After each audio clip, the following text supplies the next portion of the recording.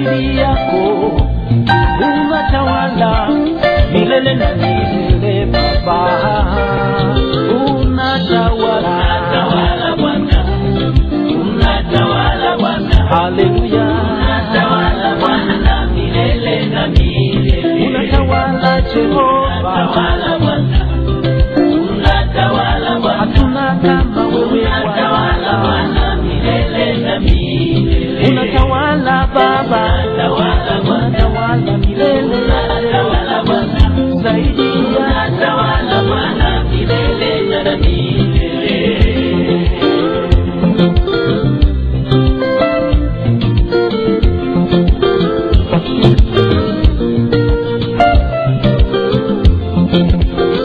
Mbinguni na duniani hakuna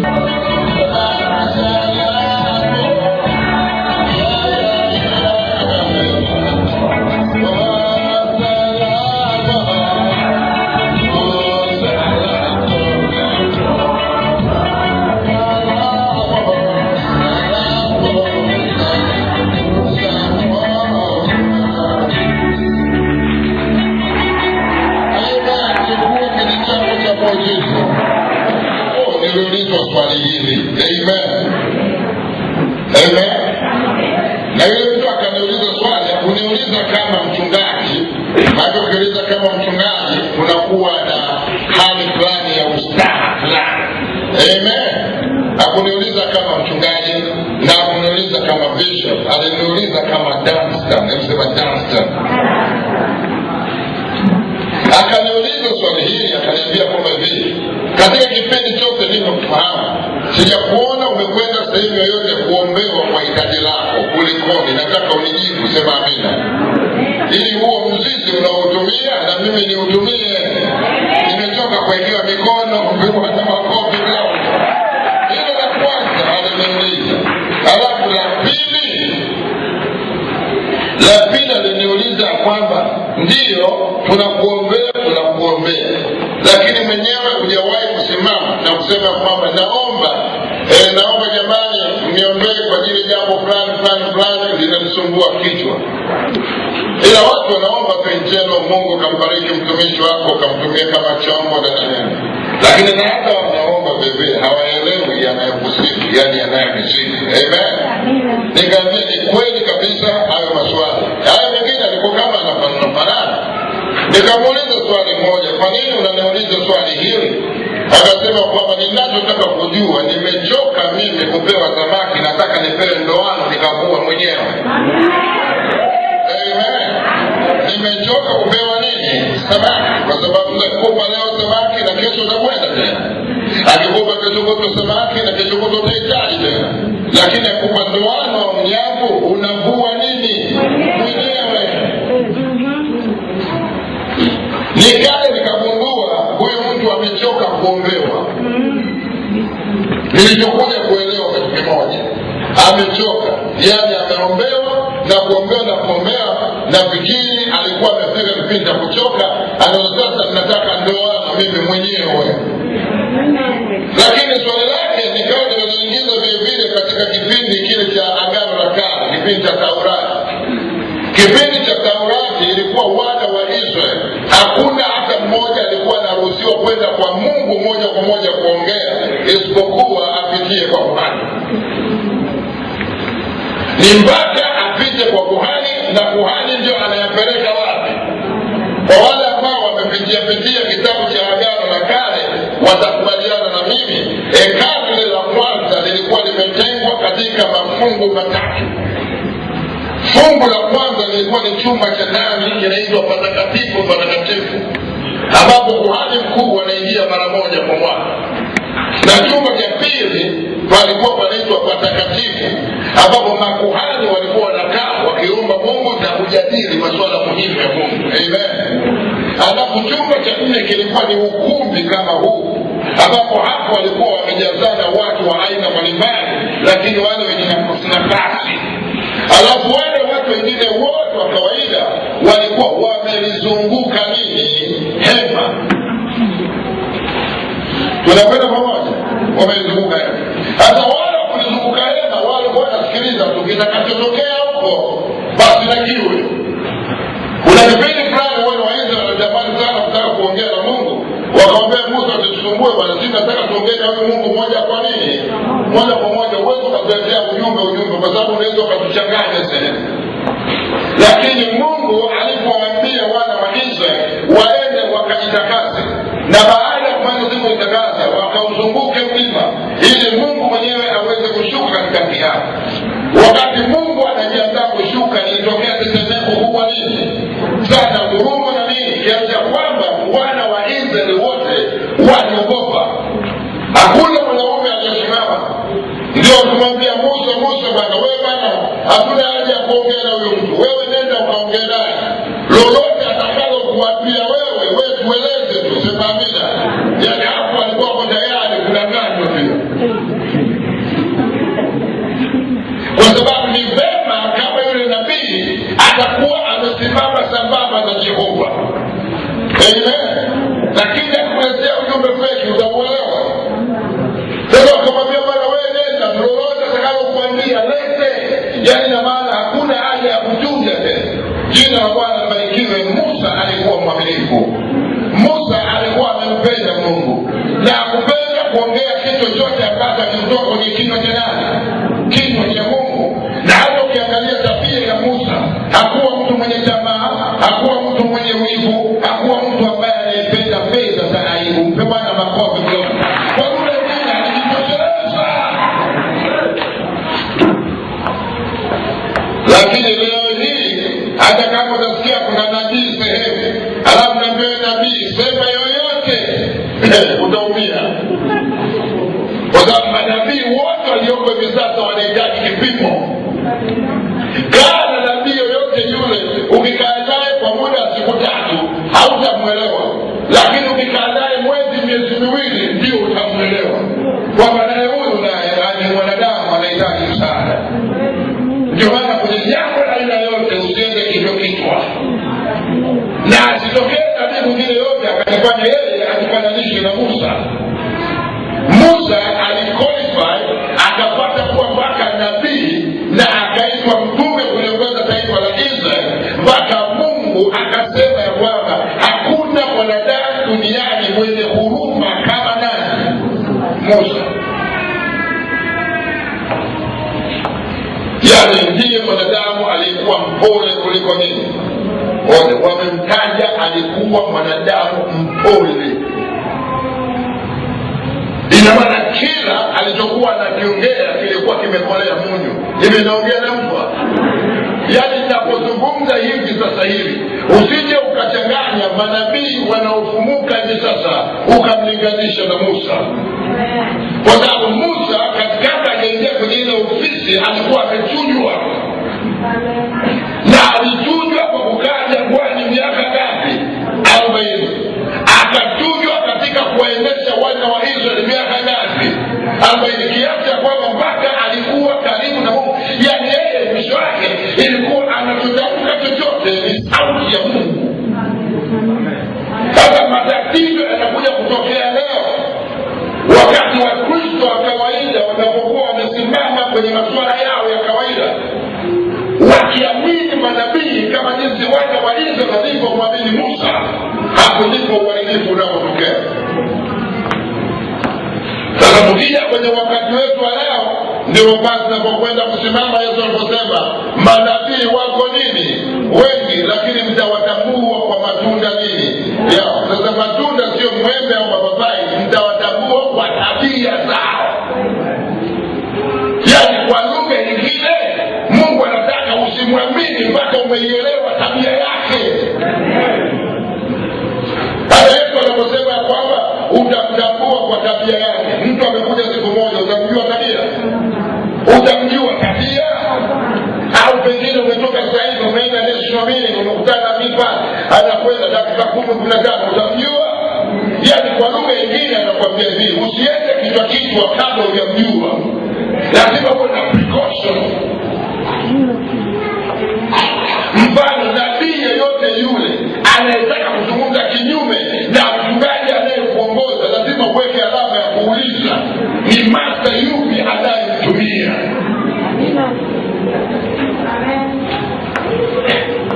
Unaelewa hapo? Yaani utamtambua tu kwa tabia kwanza za kujikweza. Umeelewa hapo? Na wakati mwingine ukikaa utagundua tu katika masuala ya tamaa ambapo atapenda kuunganisha muujiza wake na pochi yako. Sio rahisi mkute anatukana au kushambulia, lazima atakuwa na maneno matamu kwa sababu mtaka cha kubuni shule ya ainame. Huwezi ukagundua kwa njia hizi za kawaida. No, kuna vikareta vya aina fulani, na mara nyingi wanapenda kutumia neno eti.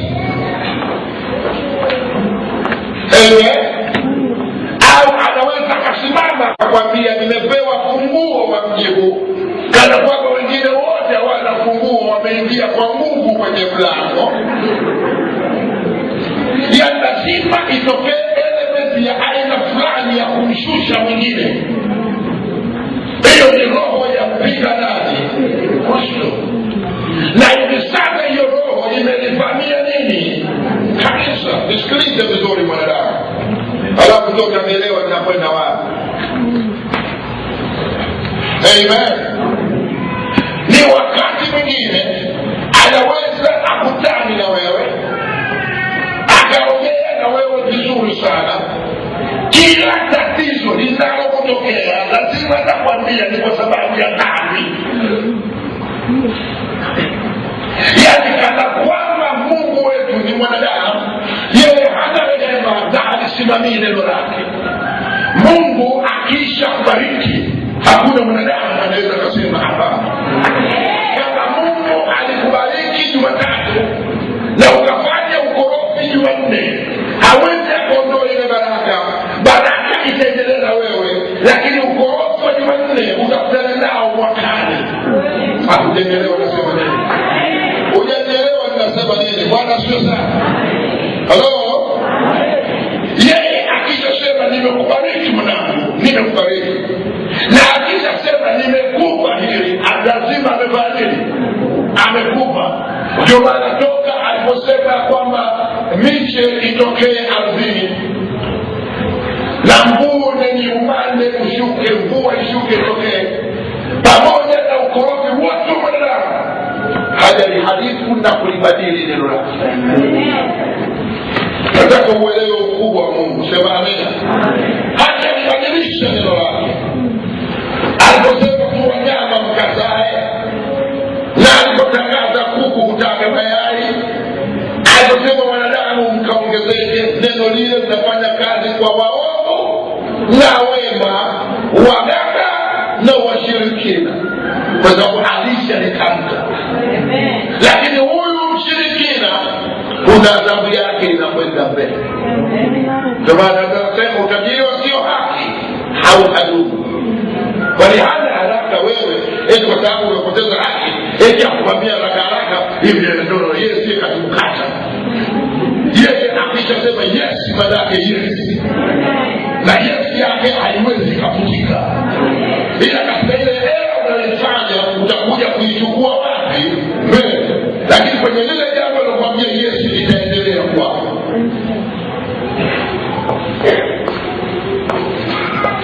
Amen. Litaendelea kwa nini? Wana mama wote wanaopanda leba kujifungua, wote wanaomba, wote wanatuitaga wachungaji. Wanaoita wachungaji ni wale ambao wanaijua neema ya nani? Ya Mungu. Sasa mchungaji nikumbuke uniombee. Lakini wako watu wengi wasioamini, anapenda kama tabiri, anaenda mara moja ndani ya sasa hivi na anarudi mtoto. Kwa maana Mungu alishasema kwamba nendeni mkazae kwa wengine. Huyu mlokole utakuta anakuja kwenye mbinde kidogo kwa sababu ya mapambano ya vita, kwa sababu shetani anaelewa kwamba huyu mtoto atalelewa kwenye mazingira ya kimungu. Ndio maana unakuta kwamba kwa wewe mtu wa Mungu inabidi lazima uiongeze spidi. Tena wakati mwingine inawezekana hata hujaamini, ulikuwa ni mtu unampenda Mungu tu, lakini hata hujaamua au kuwa serious. Lakini Mungu sababu anaelewa mwaka kesho utaenda na neema, na shetani naye anaelewa anataka usifikie neema, lakini Mungu akuwezeshe uweza salama.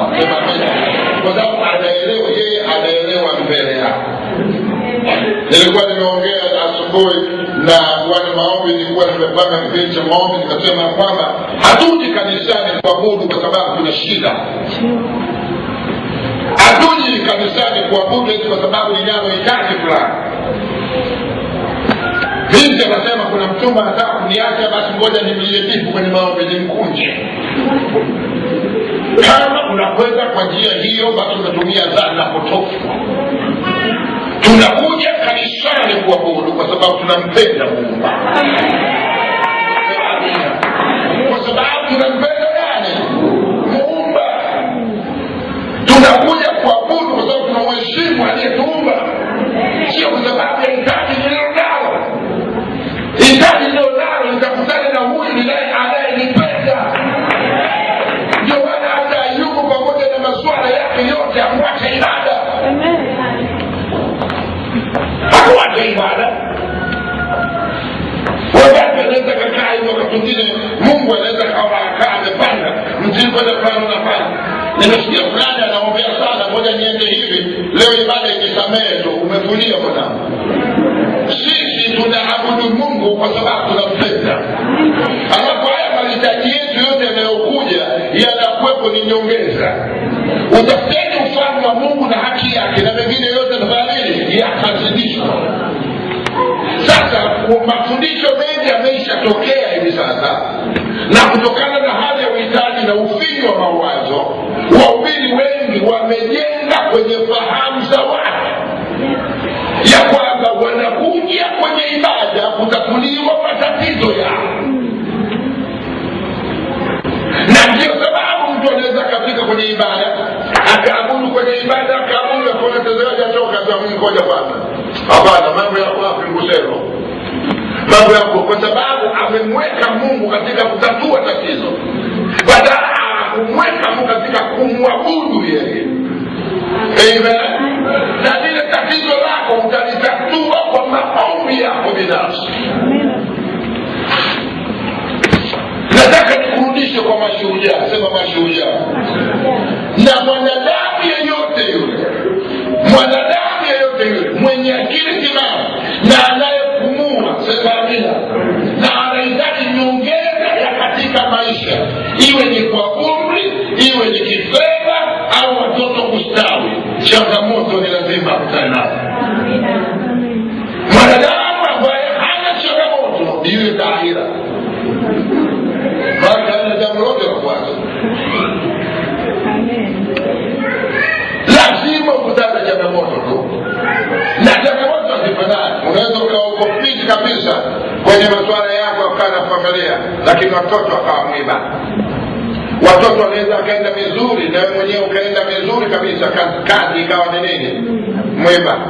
Kazi ni nzuri na watoto wakaenda vizuri kabisa, mkwe wako akawa nini? Mwiba. Kila kitu kinaweza kwenda vizuri na mambo yote vizuri, majibu ya mitihani yakawa nini? Mwiba. Yaani ukikaa na mnai huelewi, sema amina. Yaani ile inaonyesha kwamba hiki kitu kiko hai. Hiki kitu kiko nini? Kiko hai. Mahala popote penye uhai kuna maumivu. Ndio maana Mungu akaweka mtoto hawezi kuja hapa duniani bila maumivu. Maumivu makali anayopata mama wakati wa kujifungua hayamchanganyi akili, kwa sababu anajua kuna kitu chema kinapatikana. Haujaelewa jambo hili? Sasa kuna watu wanataka yaishi bila changamoto. Changamoto zipo, na ndio maana Mungu anasema furahini mnapoangukia kwenye nini? Majani mpaka anasema furaha kwa sababu unakuwa. Mtu ambaye hana changamoto ni tahira na hana jukumu lolote. Hana jukumu lolote. Hujawahi kuona watu kwenye familia anaweza kukuza ndugu zake nini? Wote, hata kama ndugu yake rudi kijijini sasa ndio zisumbue. Hela ndio nao ni mimi na watoto wangu. Yaani anajitenga yeye mwenyewe na familia nini? Kwa sababu anajua kwamba akiwakuta wale mzigo unaongezeka sana, anataka kukwepa, yaani kana kwamba hawapo. Lakini hata ukifanya hivyo utaipata amani kwa muda, kwa sababu uwezo kagoma yule si ndugu yako. Uwezi, labda ya kichwa kile kimejatuka, alafu umeamua kunywa pombe bila kileo, sema amina. unajifanya kama kwamba uko peke yako dunia hii, lakini kuna siku na saa utamhitaji huyu uliyemtema. Yaani kuna siku na saa utamhitaji. Kwa hiyo maisha ya mwanadamu yako kwenye changamoto. Hata upewe urahisi, hata upewe nini, changamoto ipo. Nilikuwa nikiangalia TV juzi, nikakuta rais wa Yemen anaomba mwenyewe, anasema niko tayari kuachia nini madaraka, lakini naomba usinishtaki. Sio, unanielewa? Mtu ambaye amekaa miaka 40 na majeshi ya mkono wake, lakini watu walipomsonga mwenyewe anaamua baadaye asai siri ya mambo yanayotokea, watu wanakufa, lakini bado anasema lazima kieleweke hapa. Kwa hiyo hata kama utakuwa na nafasi ya juu, bado challenge lazima iwepo, ili mradi wewe uko hai. Na ukikosa yote lazima uchomwe na bigili, ili ionyeshe tu kwamba wewe uko hai. Sema amen. Sasa tukijua ya kwamba changamoto nini zipo, hatuwezi kuacha ibada. Furaha ya mtunza Zaburi anasema kwamba ni furaha kwa muumini kuwa malangoni mwa nani? Kwa Bwana, ili niweze kulia mchana na usiku. Sio kwamba alikuwa hana changamoto. Hata tatizo letu sisi, yaani unataka uwe na raha ya kuabudu siku ambayo unajua yaani moyo wako una amani, hauna kwazo la aina nini yoyote, wala homa. Hapo ndio unakuja kutoka nyumbani na vigelegele. Nitasafiri, binti anataka mnyonge, lakini akishapata mjumba tu 12 yuko kanisani, anapita anaimba mwenyewe, anaimba na Mungu anaelewa tu, jamaa huyu nisha huyu. Sema amina. Sio kwamba hivi yuko hapa kwa sababu kuna mchumba, sio, unaelewa? Anaelewa kabisa, hata anaimba kwa bidii kwa sababu ya lakini Mungu anayechunguza mioyo, anapoangalia mama jinsi anavyoimba kwa bidii, anaimba kwa bidii, hapo huko nyumbani hana hela ya kula, na hakika ile mama linanipenda. Sema amina. Anaangalia na challenge alisimama. Nitaka uchukue kwenye moyo wako, tunaabudu kwa sababu tunampenda. Sima ni tumoja sasa bila kwa. Sasa tukitoka kwenye upendo wa kumpenda yeye, yaani katika hali nini sote, ndio pale Paulo anaposema ni nini kitakachonitenga na upendo wake nani? Mungu. Je, ni kukosa chakula? Je, ni magonjwa? Je, ni kukosa nguo? Je, ni nini? Akasema la hasha, hakuna kitakachonitenga na upendo wa Mungu. Sababu iwe ni mauti, iwe ni njaa, iwe ni shida ile yote, kwa sababu alielewa hiki ninachokizungumza. Haleluya. Sasa uchumi wa mind urudi hapa, ndipo utakaponielewa kwenye ile swali sasa ambalo walikuwa wameniuliza mabwana. Amen. Kwa nini hatuponi kutoka? Yaani ni maana wewe ni kaka, una shida ya aina yote. Amen. Wahubiri wanapiga kelele, njoni kuombea tatizo lako, njoo, lakini wewe mambo unakauka, utaki uende kuombewa. Amen. Nilimjibu sababu 2 au 3. Sababu ya kwanza, sema amen. Sababu ya kwanza nimwambia kwamba hivi, hakuna mtu anayekataa nini? Maombi. Lakini unaangalia na kichwa cha anayekuombea.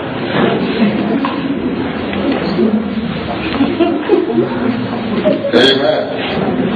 Unaweza nikaenda vizuri kabisa, nikapiga mimi kwa nia yangu njema kabisa, nikapiga magoti hapo, nikaomba kwa ajili ya kuweka watoto wangu mbele za Bwana na kila kitu na nini mbele ya huyo mtu, nikaombea na nini, lakini yule akanitafsiri nini. Nimepiga injili pale mpaka maboya mwenyewe alipiga magoti mbele. Hujanielewa nikasema? Kwa sababu kinachokufanya wewe uje upige magoti mhubiri akijui. Na ndio maana unakuta kuna wakati wengine hata hapa katikati yetu kuna mwingine analo hitaji lake, anatamani kwenda pale, lakini anaogopa tafsiri. Nataka kuambia kuanzia leo usiogope tafsiri. Wewe jifunze unyenyekee chini ya mkono wa Bwana. Hata niambia bwana, inategemea kichwa cha huyo mtu. Kwa sababu kuhubiri tu si tija, ukomavu wa kichwa cha mtu ndio tija. Dada mfano, nimeenda pale kwenye magoti, ameniwekea mikono tunaenda. Baba gani nilikuwa kwa ajili ya sababu. piga jema itatemesha maboya mwenyewe. Huyo anajiita mtume alianguka mbele yao, na bahati mbaya sasa hawa wamenichukua kwenye video, dunia nzima inaelewa. Sasa nifanye nini? Na mimi ninahitaji la kuombewa na huyo mtu. Ndio unarudi sasa kwenye katiba ya mbinguni kuiangalia Biblia inasemaje kujiepusha na mambo kama haya. Bwana asifiwe sana.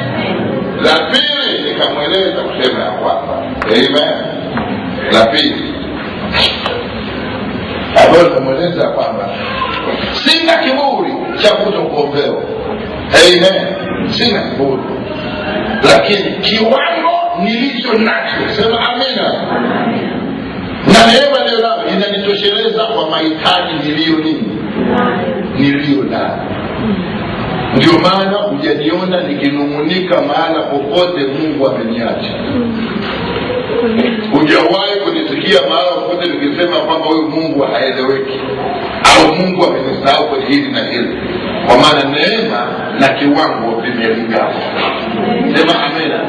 Akasema ina kweli sijawahi kuona ukinung'unika.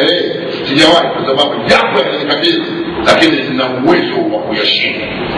Ndipo nikasimama na kuzungumzia hii neema ya maombi. Ndio hapo nataka nizungumzie kwa hizi dakika chache kuhusu maombi. Sema amina. Kuna wakati unafika kwenye eneo, kuna jambo ambalo ukabili hauwezi kuongea na mtu mwingine yote. Kwa Biblia inasema hata huyo anayeishi kwa kwako usimwamini.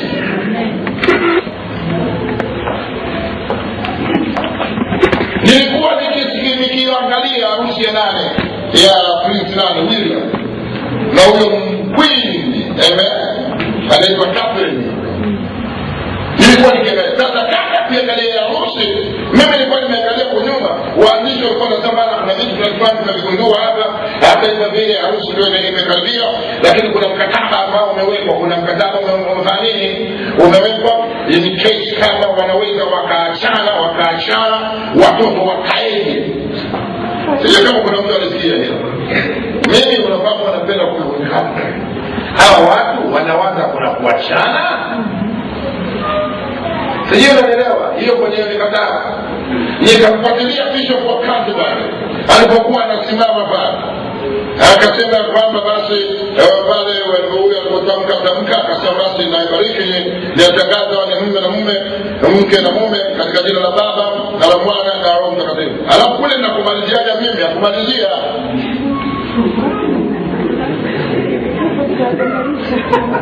kwamba alichokiunganisha Mungu mwanadamu asanii atenganisha, akutoa ile, kwa sababu tuko kwenye ulimwengu mwingine.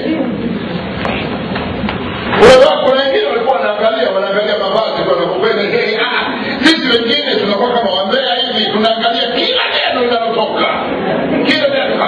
Mbona hajamalizia hapa? Lakini najua kwamba alishindwa pale kumalizia, kwa sababu angemalizia hilo lingetoa maswali mengi sana juu ya baba yake William na Princess Diana. Tatizo letu sisi mara nyingi huwa tunazungumza tu, hatupimi tunayoyaongea. Hatupimi. Unaweza kuongea jambo kwa sababu ndipo lilivyo. Lazima uangalie nyakati, majira, saa na kanuni. Lazima uangalie. Ni mfano anaweza kaja binti yangu huyo binti yangu pengine ninamfahamu kwa miaka 5. Hivyo mapito yake yote anayopita mimi ninayaelewa. Na nilianza kuomba naye kwa stage tuvunje la pepo. Tukaja stage nyingine tuvunje laana za ukoo. Tukaja stage nyingine majini uliotupiwa na jirani. Tukaja stage nyingine pengine nuksi. Nimepanda naye taratibu. Huu ni mwaka gani? Ijapokuwa neema haijaonekana, lakini kuna kaafadhali na promotion fulani. Lakini huyu sasa akaondoka kwenye huu mtiririko wa siri, alafu akaenda sehemu nyingine, ni kwamba anakwenda kuanza nini? Upya. Alikuwa la 7 anarudishwa kindergarten. Haujanielewa ninachosema hapa? Kwani wewe hujaenda kwenye deliverance ukaanziwa upya?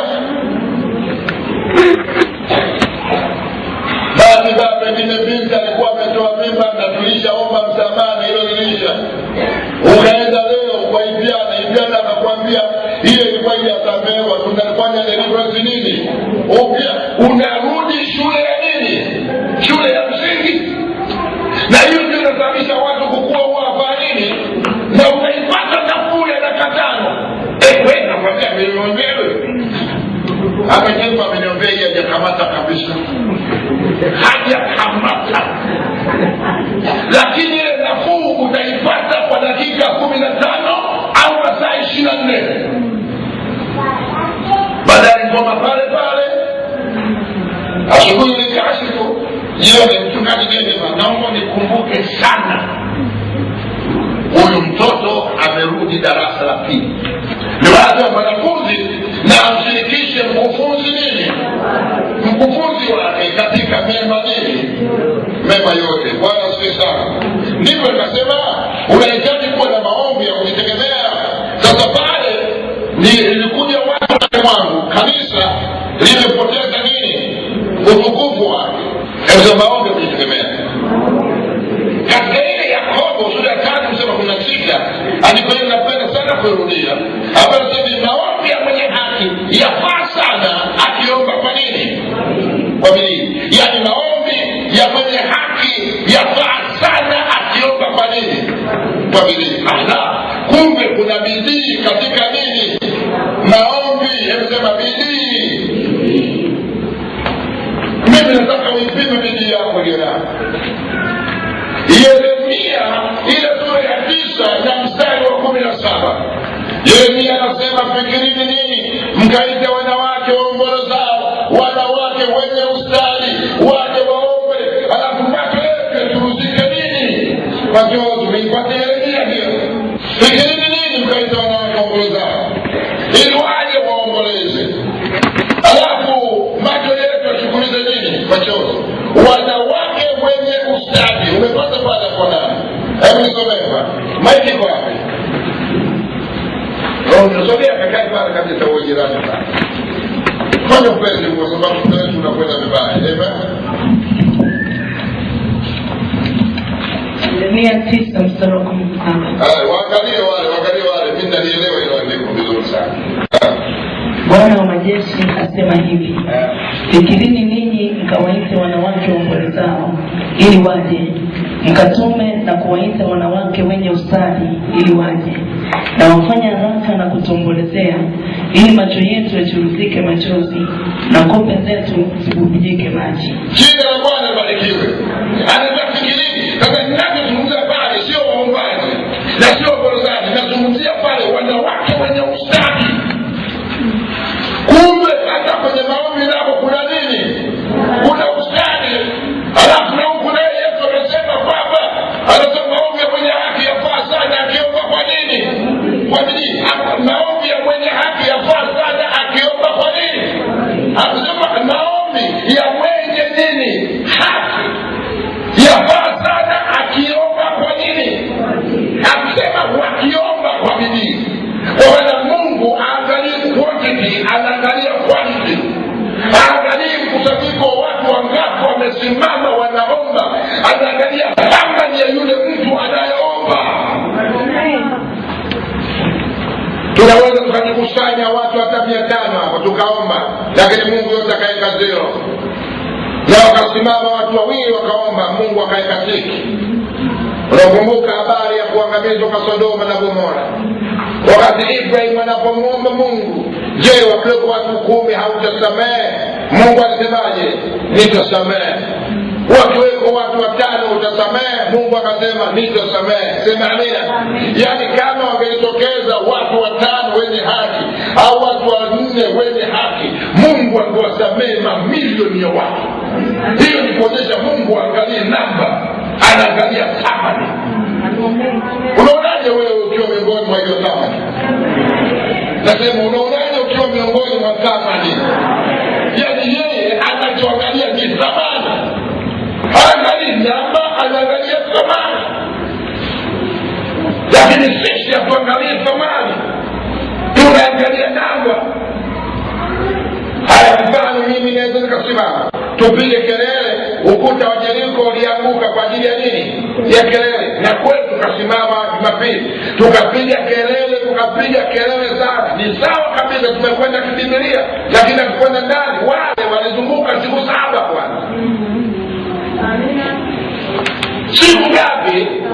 Siku 7 walikuwa wanauzunguka ukuta wa nini?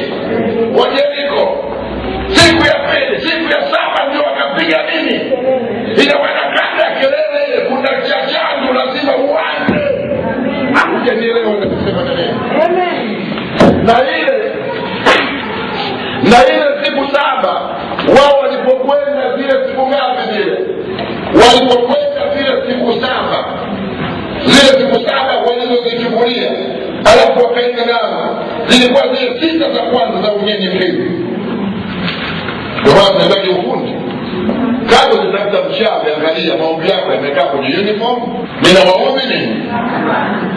Kama tunatafuta nani mshauri, mimi naweza nikakuleta vizuri kabisa, nikakwambia mpendwa, hivi na tena unaomba unakutulia. Kama mfano wakati mwingine nikiingia hata kwenye mkesha naona raha sana, naweza nikabana pale pembeni pale nikabana kaona watu jinsi wanavutia story, alafu nikiingia na gari oh haleluya haleluya haleluya haleluya, ndio jamaa chizi huyu sema amina. Ile twende na dada najua amechemsha huyo kijana, ile sasa kumshtua kwa sababu anapanua mapafu yake kwa ajili ya kujiweka kwenye zoezi. Sasa wewe unafanya vile kumwonyesha mchungaji au unampenda? Wewe umefika sehemu, umefika mtu amekaa amekala mtu wake kapiga usineze fulani hapa tukao hapo mchungaji. Na Mungu anaelewa huyo kwa sababu amemwona nani? Jamani, imefika wakati usijidanganye, sema amina wewe. Tusimame sifanye kitu tulivyo. Yeye anaona sirini. Anaona nini? Sirini. Tena ni afadhali kama umechoka lala mazima ili mchungaji ajue jinsi gani ya kukuombea, kuliko unaficha ukweli. Kama wanafunzi unakuta kwamba kuficha ukweli, kuna siku ukweli unakuja kufanya nini? Kutokea. Ukweli lazima utokee siku. Jina la Bwana libarikiwe. Hivi naongea na mtu pale. Maombi ya mwenye haki yafaa nini? Sana. Alafu kuna ustadi, kuna nini? Kuna ustadi. Ina maana kwenye kila jambo linazikwa nini? Alafu kuna maombi mengine yanakataliwa. Unaweza ukapiga kabisa katika jina la Yesu Kristo, unayasukuma mbele kwa jina la Yesu, kwa sababu Yesu amesema lolote tukiomba limependa, kwa sababu Mungu kwa jina la Yesu amepiga na nataka mimi jina langu bila hayo ninakataa mlango. Bali ni Yesu kwa Yesu, dawa ya moto ni nini? Hapeti. Kwa sababu na character inatakiwa lazima itengenezwe. Kama unapiga kelele mabili, cheki siku 6 za wiki umeishika. Maana siku ya celebration ni ile siku ya Jumapili ya kushangilia. Lakini Mungu anaangalia sherehe unayofanya ile siku ya Jumapili. Anaangalia Jumatatu, Jumanne, Jumatano, Ijumaa, Jumamosi umeishije katika wiki. Ile sauti yako haichukue, usiniangalie kwa huruma sema amina. Mimi nakwambia kama hii Jumatatu mpaka hii Jumamosi, alafu ulichanganya hata uingie ibada gani wakupe sijui meza ya Bwana, wakunazie hivi, mtakuwa mnaeleshana wenyewe. Kwa sababu maisha yako ya kila siku yana nguvu kubwa ya kukuinua kwenye hatima yako. Yana nguvu kubwa. Unawahi kuona katunini unaweza ukafika wakati mwingine ukakutana na mtu mwingine akikuta mhubiri pengine anaenda anarukaruka haleluya na kuhizi hivi anaboreka. Anafanya nini? Kwa sababu amefika pale ana kitabu chake anataka aone nini? Point ili akitoka hapa akafanyie kazi. Yeye anaruka tu anaruka tu anaruka tu anaruka tu anaruka. Wengine anaona hapa hamna kitu. Lakini ujumbe huo haleluya. Kwa yule mwingine ambaye hana misingi mizito sana. Yaani tapita kutoka hujui kuna nini mbele. Kwa sababu ujumbe usiomfaa huyu unamfaa machinda, sema amina. Yaani ndio ujumbe wote hapo ukitoka huwa upoteaji, unakwendaga kwa mtu na unamuinua moyo wake. Lakini kuna mwingine anafanya ibada leo mimi kwa kitu chako. Tatafuta sehemu kwa nitakaa nipate mistari. Kama huyu ni mvivu, anajulikana ni mvivu. Na kama ni maskini, anajulikana ni nini? Ni maskini. Huwezi ukamchukua mvivu ukasema ana pepo la ufukara. Tunakuwa tumetumia silaha kwa njia nini?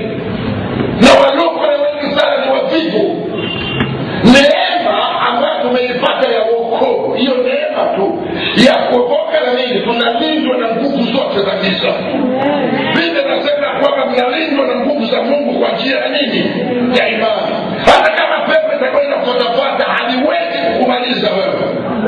Hivyo ule ufukara uliokuwa kwa ndani wako lazima kuung'oe kwa kuondoa uvivu. Sasa unakuta mlokole anajificha katika uvivu. Hapo sisi ukoo wetu bwana, ukoo wetu wote ni maskini. Hata baba yangu alikuwa ni maskini, nani alikuwa maskini, yani ndio hivyo hivyo. Hakuna mtu yoyote ambaye ametoka kwenye ukoo tajiri. Nikiwa na maana gani? Sitaki uangalie kwa baba yako au kwa babu yako au kwa nani. Rudi nyuma kabla babu yako hajazaliwa. Umaskini ulikuwa kilichowafanya wale wote wakaja wakafyatuka ni zile personal ability. Unajuaje kwenye familia yenu Mungu anataka kutumia wewe kama kielelezo? Ukija kwetu sisi hapa kwetu hapa Watanzania wote kwenye familia kila mmoja, tukirudi kwenye miaka ya 70 ni familia chache sana watoto wao walikuwa wamemaliza darasa la 8. Wengine baba zetu walimaliza darasa la 2, wengine waliishia darasa la 4. Lakini leo kwenye ile nyumba ambao kuna watoto wameishia darasa la 2, wengine darasa la 4, wako maprofesa. Hujanielewa ninachosema nani?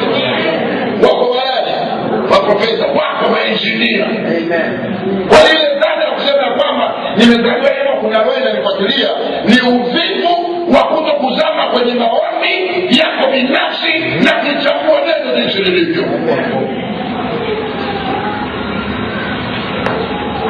Hivi unanielewa ninasema? Inawezekana nikawa na kuudhi, lakini ndio ukweli wenyewe. Lazima utoke sehemu uweze ukaelewa. Mimi sikatai. Anaweza kainuka kijana wangu usimama, anaweza kainuka na nampenda kijana, walimwombaji mzuri sana, alafu ni mpole, lakini sijui kama amempigia Musa. Umenielewa hapa? Akaenda vizuri na akahubiri vizuri nini sana, na akaombea vizuri sana. Lakini tofauti ya mimi na yeye, sema amina, ni katika kulichuja neno kwa ndani. Wanapofika kwenye masuala yanahitaji utatuzi wa kimaisha, yeye kwa mmoja kwa watu funga na kuomba atabaki kuniambia mwili, lakini na Mungu ndiye atakuja kusema naye kwa uwezo wake wa kufikiri. Uwezo wake wa nini? Yaani level of thinking capacity aliyonayo. Ndio Mungu hawezi akaleta mzigo mkubwa atakufa. Sisi unaelewa? Ndio maana experience matters. Kuna jambo ambalo huyu anaweza akaliona kigumu sana, lakini tukatoka hapo mzee Jacobo akaliona ni jambo jepesi nini sana, wala alihitaji hata kuomba, linahitaji tu ushauri. Na hiki ndicho kinachowasumbua watu. Unaona wanaenda kibanda kutafuta nini? Ushauri. Mimi nataka urudi kwenye maombi. Sema amina. Nasema maombi yenye ustadi. Tunapoweka ustadi ana maana gani? Ustadi ana maana kuboresha maisha yako ya kila siku. Hii Monday to Saturday ni kitu ambacho ni muhimu nini sana. Biblia inasema mioyo yetu isipohukumu tunao nini? Ujasiri. Nimeshawahi kuona watu wengine nilikutana mwana ananena kuanzia asubuhi mpaka nini, lakini ndani yake ni mwoga kupita nini kawaida. It means toka alipojazwa Roho Mtakatifu na akaanza kunena kwa nini, kwa lugha, yeye ameona kama ni nyimbo za ngonjera, lakini haelewi kuna nini kinafanyika kwenye ulimwengu wa nini. Kwa sababu inasema kwamba Mungu wako aminini mmepata amekuwa yenu. Ile wala hata kama unaomba na ukayaachia unaweza ukafulia. Inatakiwa ukishaomba alafu uamini, alafu umechukua. Hata sisi tunajua tu haleluya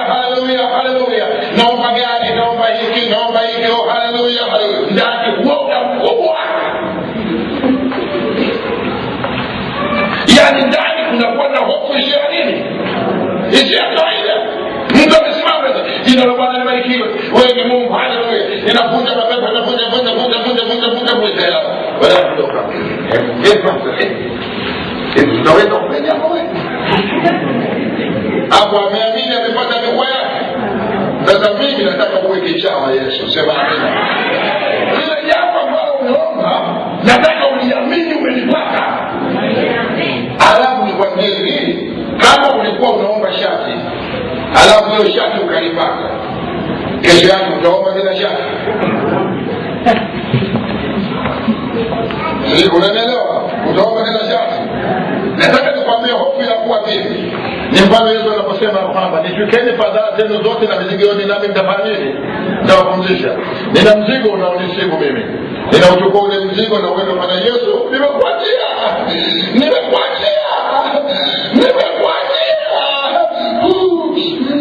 Na kweli kapatia na anapata afadhali.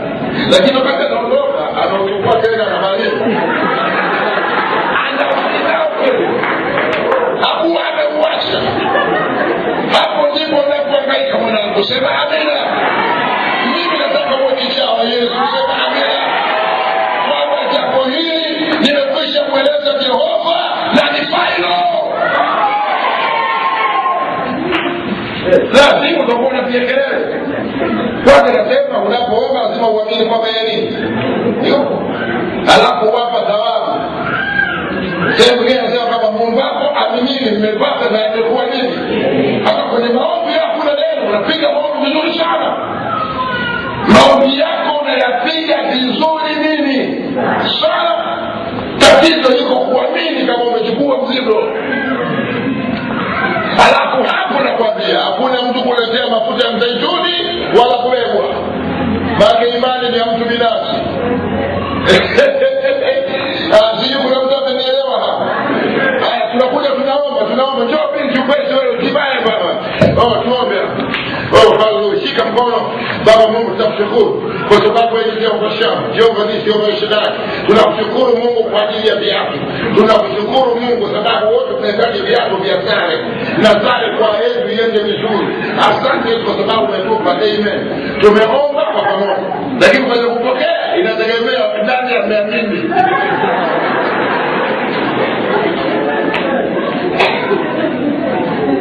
Hamjanielewa nikasema hivi. Tunashikana Baba Mungu nataka uingilie kati. Hii nakwambia la safari hii lazima nitoke na division 1. Nitoke mko 10 hapo. Hura baba. Mmemaliza. Maombi yamefika. Ngome inabaki kuamini. Ndio pale mtu anaruka na 4 nzuri kabisa. Yule ameweka vikwazo. Hivi umeona sehemu inayokuchanganya ni wapi? Mimi nakwambia nenda sasa hivi ukimbie kwenye fellowship yoyote. Mara popote unaposikia kuna watu mkubwa nenda kajichote kwenye mafuta jiloweke. Utatoka tupu. Kwa sababu Mungu anaangalia yale mafuta. Angalia maombi na anaangalia kama umefuata kanuni. Unasema mmoja nilipokuambia nikawa na tatizo la hela. Alafu kadi yangu ya benki nilikuwa sienda nayo, CRDB nilikuwa sienda nayo. Umeelewa? Sasa nikawa sienda nayo. Alafu nikafika barabara nikaambia bwana samahani, nimesahau nini kadi yangu na mimi nina shida ya hela. Hapana. Hapa inabidi lazima uwe na nini? Na kadi. Kwani wewe umefungulia wapi? Nimefungulia Arusha. Sasa ndicho tukutambui hapa. Si benki moja nyingi kwenye mtandao ndio, lakini hatukutambui. Inabidi lazima upate wadhamini ambao watakuta mbona. Nikamwambia lakini nina shida jamani, mimi mtegemea kwamba haiwezekani. Unamfahamu nani kwenye benki ya CRDB? Nikamtaja manager mmoja aliyoko wapi Morogoro. Nikataja Mrs. Maseki, ndio akampigia simu. Unamfahamu fulani ndio, hivi na hivi ndio. Na kadi yake na mtandao mbele ya sio huyo ninamfahamu, naomba mumdhamini. Jambo lolote likitokea kwangu, ndio nikapewa nini? Nikapewa pesa. Sasa mimi nikiangalia naona kama wamefanya ukatili wale. Lakini hapana, kuna utaratibu. Sisi unaelewa hapa? Kwa sababu watu wanataka assurance. Na hapo watu wengi ndio wanapofika hapo watu wanakuambia bwana Mimi kanisa mimi naona kama limekuwa tu hata alifai kabisa. Nimekaa wala kuna chochote naona ngoja niame tu. Nasema kumbe tatizo sio kanisa, tatizo ni wewe kuamini. Wachungaji wanakesha, wanaomba, wanafanya kila kitu, wanazunguka ukuta, wanaombea viti vyote, maombi yote umeangalia namna hiyo. Anakuamini kuamini. Kwa nini unamtesa na njaa namna hiyo? Kwenye maombi ya mwezi mzima hapa watu wamefunga siku 30, wengine 40. Kila wachungaji wamekwenda mpaka siku 60. Bado wewe huyaamini hapa. Tena kabisa mambo nasema hata siku hizi mambo kwa ni vizuri.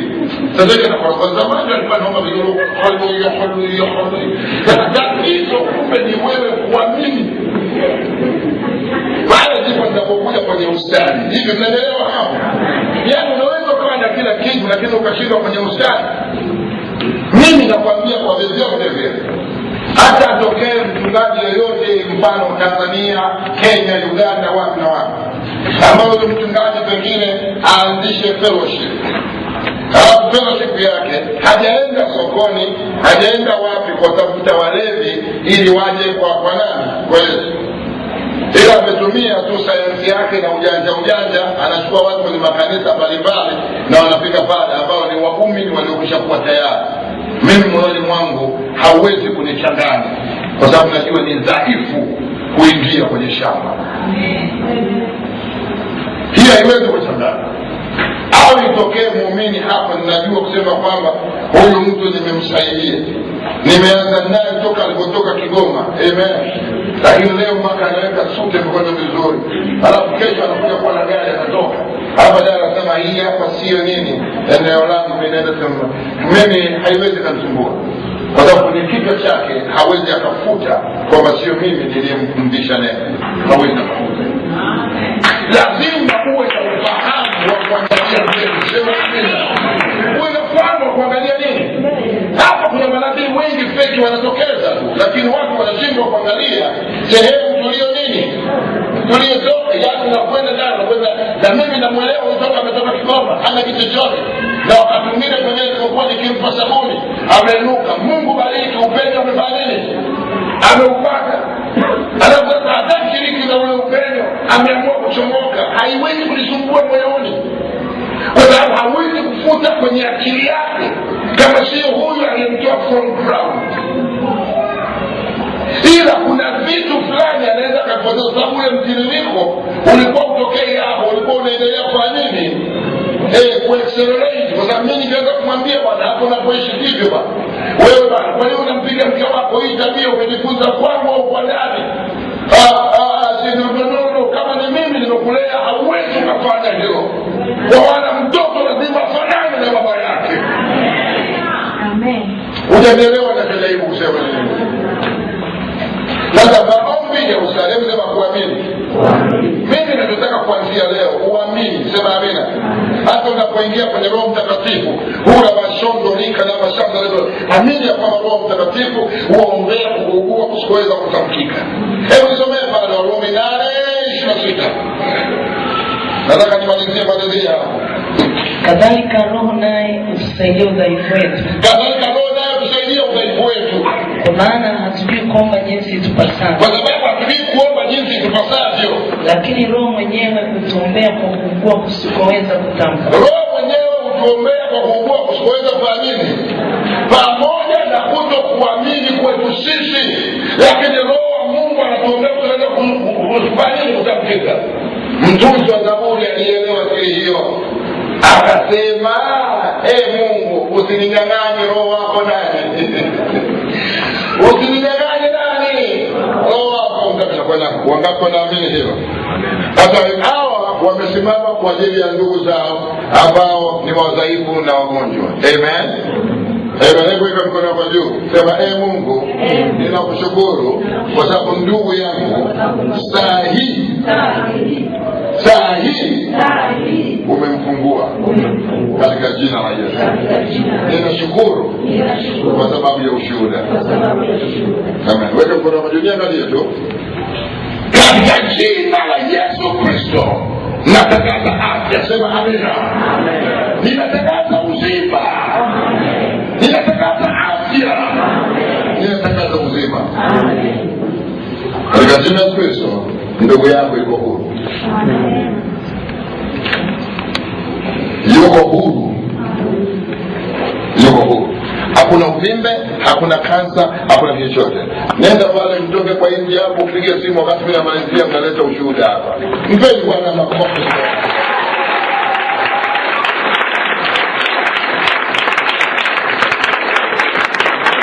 Katika jambo unalolihitaji Mungu anakwenda kujibu. Sema amina. Nasema Mungu anakwenda kujibu. Unaamini hilo? Unaamini hilo? Kila jambo ambalo limesimama Bwana akapate kwenda kuonekana. Amen. Weka mkono wako mbele juu. Naomba wimbo mmoja worship.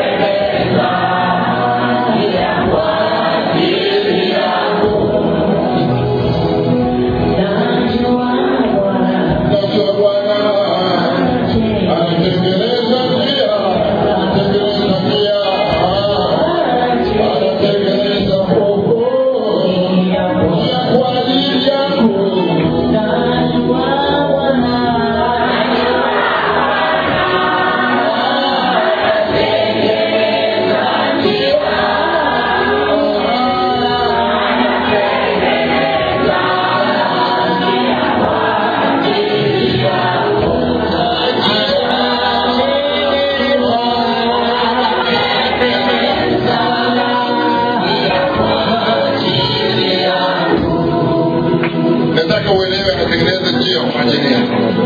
Hapo tunachukua shuhuda. Binti yangu hebu zoka hivi. Umepiga simu? Nimempigia mama yangu. Anasemaje? Anasema ameenda kuoga mwenyewe.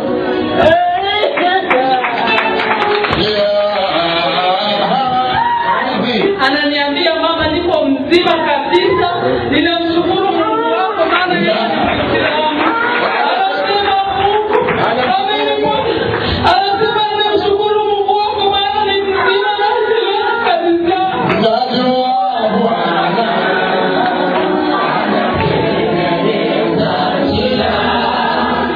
mambo safi.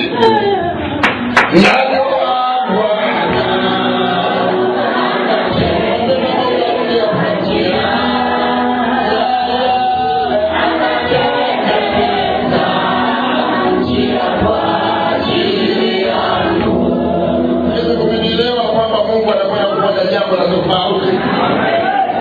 Unaelewa kwamba kufanya jambo la tofauti? Kuna mambo makubwa yanakwenda kutokea leo kwa njia leo. Sema amina.